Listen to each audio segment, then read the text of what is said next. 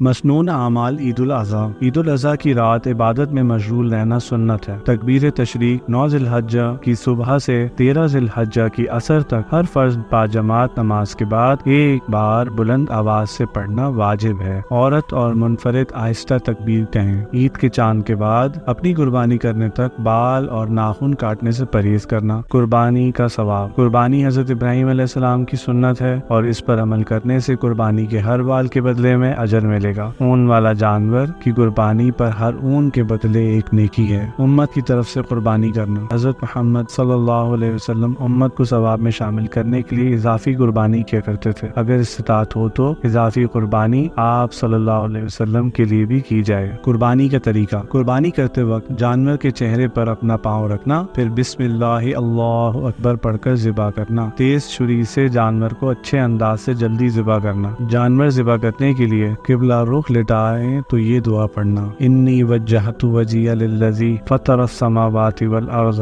ملۃ ابراہیم حنیفا وما انا من المشرکین ان صلاتي ونسکی ومحیای ومماتی للہ رب العالمین لا شریک لک وبذلک امرت وانا اول المسلمین اللہم منک ولک ان محمد وامتہ بسم اللہ اللہ اکبر۔ ذبح کرنے کے بعد یہ دعا پڑھنا: اللہم تقبلہ منی کما تقبلت من حبیبک محمد وخلیلک ابراہیم علیہ السلام۔